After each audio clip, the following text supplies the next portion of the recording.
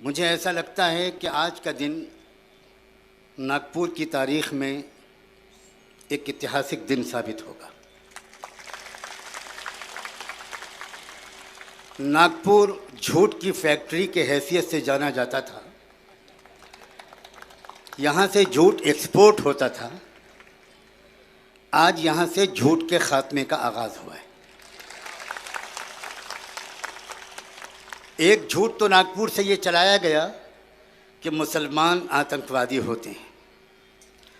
मैं सलाम करता हूँ मुशर्रफ साहब को और हेमंत करकरे को कि जिन्होंने भारतीय पुलिस की इज़्ज़त रखी है और जिन्होंने आज इतने बड़े मजमे के सामने झूठ का पर्दाफाश किया है। आज ये बात सबके सामने खुलकर आई है कि आतंकवादी मुसलमान नहीं होते, आतंकवादी ब्राह्मण होते।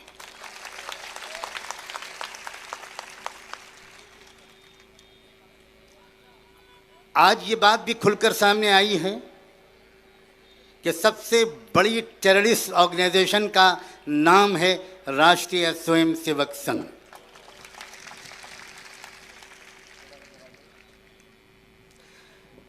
ये कोई मामूली बात नहीं है और ये बात मैं ख़ास तौर पर यहाँ बैठे हुए हज़ारों मुस्लिम भाइयों और नौजवानों से बड़े साफ लफ्ज़ों में कहना चाहता हूँ।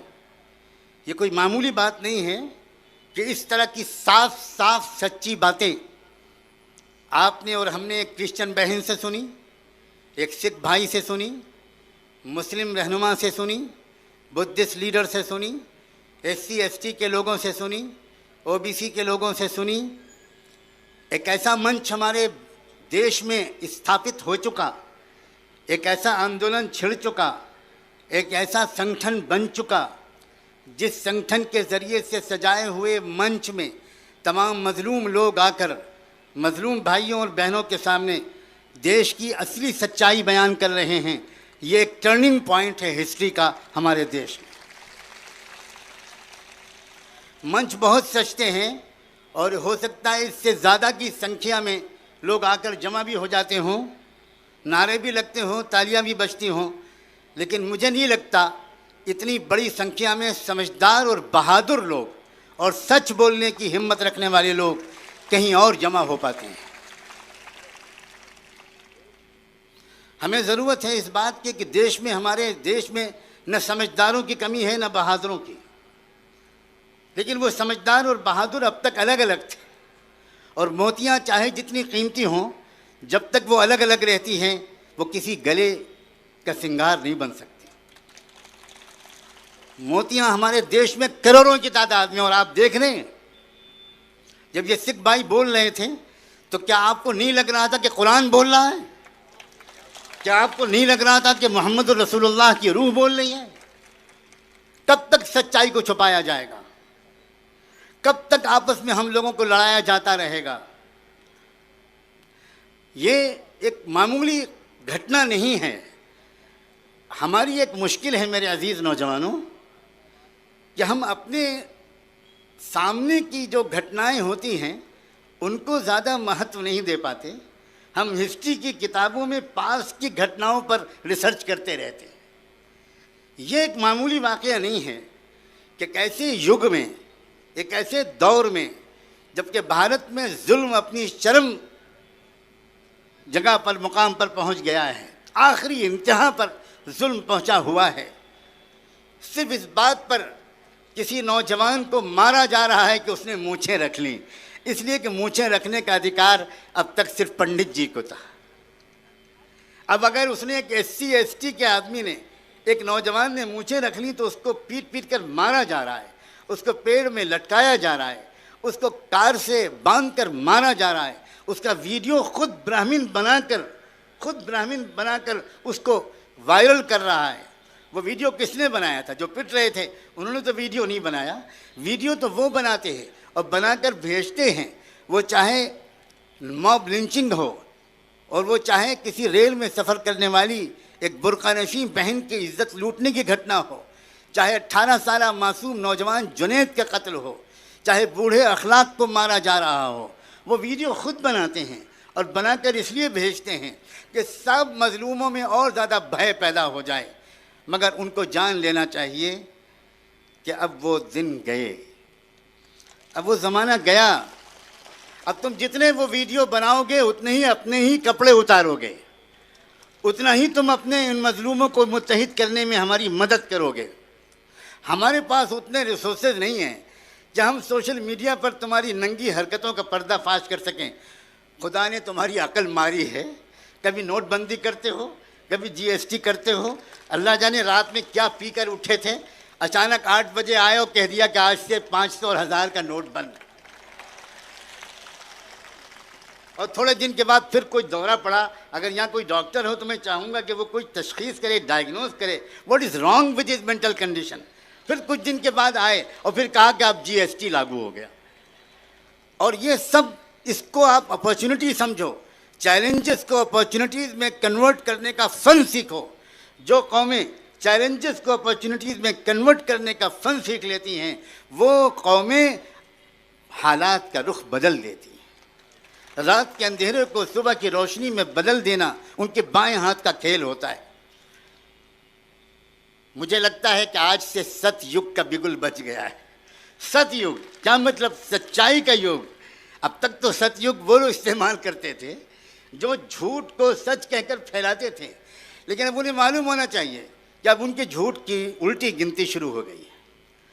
अब उनके झूठ की उल्टी गिनती शुरू हो गई है। अब समझदारों और बहादुरों का एक साझा मंच बन गया है। ये बहुत कीमती एक मौका है। खुले दिल के साथ ये बामसेफ के लोग, भारत मुक्ति मोर्चे के लोग, वो इस तरह के मंच सजा रहे हैं। पूरे मुल्क में जगह जगह सभाएं कर रहे हैं और सबको आमंत्रित कर रहे हैं और कह रहे हैं आप, वो कोई डिक्टेट नहीं करता कि आपको क्या कहना है। आपको जो सच्चाई हो, जिस सच्चाई पर आपकी आस्था हो, उसके मुताबिक अपने देश के नौजवानों को, युवाओं को, महिलाओं को, बूढ़ों को, गरीबों को, किसानों को, दबे कुचलों को, उनको संदेश दीजिए। आप यहाँ से एक संकल्प लेकर उठिए।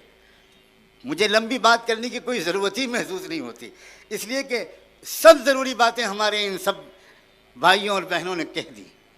एक एक ने अलग अलग एंगल से बहुत ही वैल्यूएबल, बहुत कीमती किस्म के टॉपिक्स को टच किया है। लेकिन उन सब का जो खुलासा है वो ये कि अब मजलूमों को मुत्तहिद हो जाना चाहिए, अब मजलूमों को एकजुट हो जाना चाहिए, और अब मजलूमों को वो ज़बान आपस में बोलनी चाहिए जो सबकी समझ में आए। अब मजलूमों को कॉमन मिनिमम प्रोग्राम के मुताबिक अपने अभियान और आंदोलन को आगे बढ़ाना चाहिए। ये बिल्कुल ज़रूरी नहीं होता कि सारी चीज़ों पर सब लोग सहमत हों, न ये ज़रूरी है न ये संभव है, लेकिन ये बिल्कुल मुमकिन है, संभव है।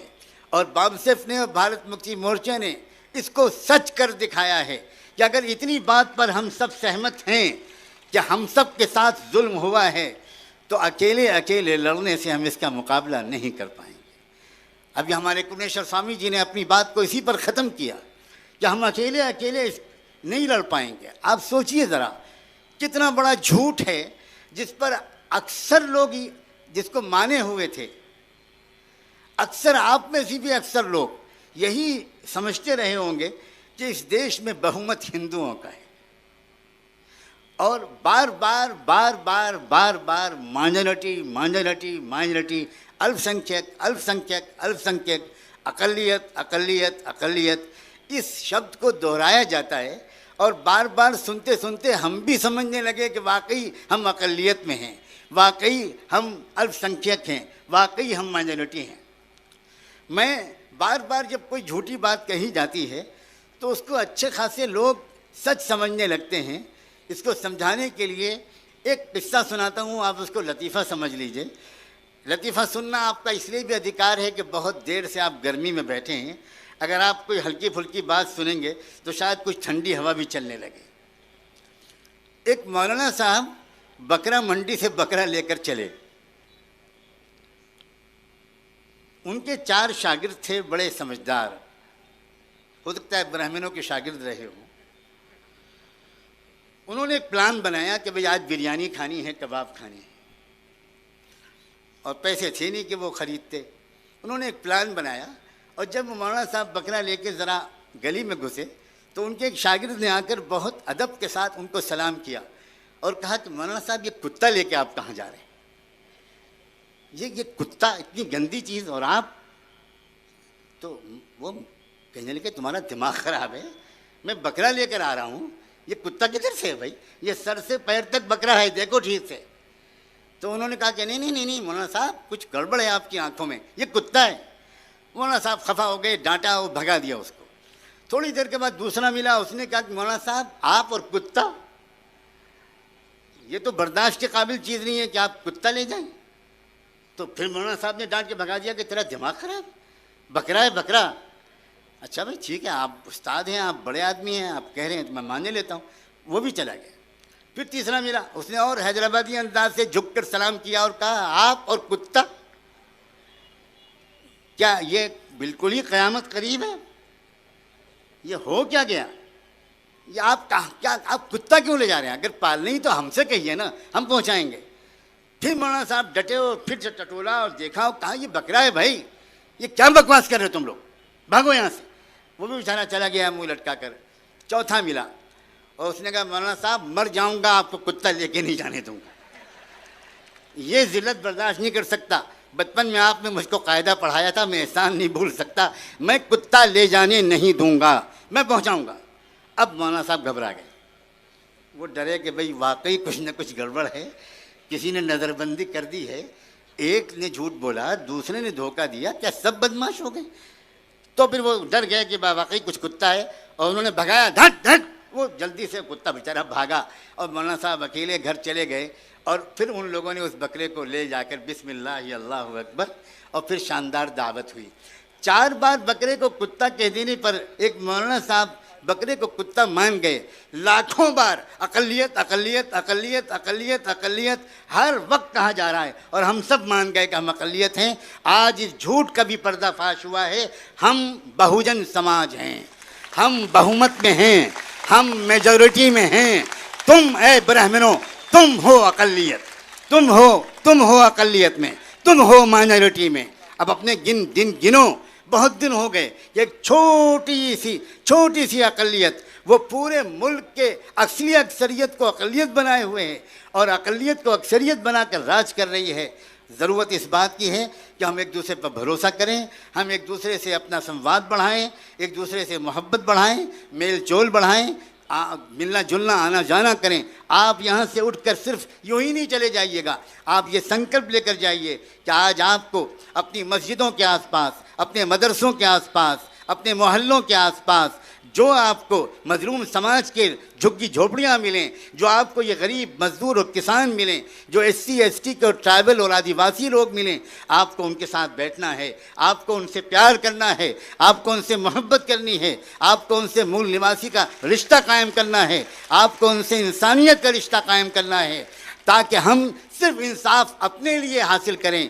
कतन ये नहीं सिखाया था इस्लाम ने, आपको देश में और विश्व में इंसाफ को स्थापित करने की जिम्मेदारी दी गई है। हमारी ये जिम्मेदारी है। हम अगर सिर्फ नमाज रोज़ा करते रहेंगे तो मुझे साफ साफ कहने दीजिए, हम खुदा के यहाँ बख्शे नहीं जाएंगे, हम खुदा के यहाँ बख्शे नहीं जाएंगे। हमारी एक जिम्मेदारी है, हमारा एक फ़र्ज़ है, नमाज की तरह, रोज़े की तरह, कुरान की तिलावत की तरह, हमारा माँ बाप का कहना मानने और उनके सेवा की तरह, पाक दामन रहने की तरह ये हमारा फ़र्ज़ है कि हम तमाम मज़लूमों की सेवा करें, सबका दर्द हमारे सीने में हो। और आप देखिए इस देश में कितने अच्छे अच्छे लोग मौजूद हैं। उन अच्छे लोगों को न मैं पहचानता न ये पहचानते। ये तो इस मंच की बरकत है कि ढूंढ ढूंढ कर पूरे मुल्क के चप्पे चप्पे से अच्छे अच्छे सच्चे लोगों को जमा किया जा रहा है। ये मेहनत बेकार नहीं जाएगी। मैं इसी पर अपना पैगाम मुकम्मल करता हूँ।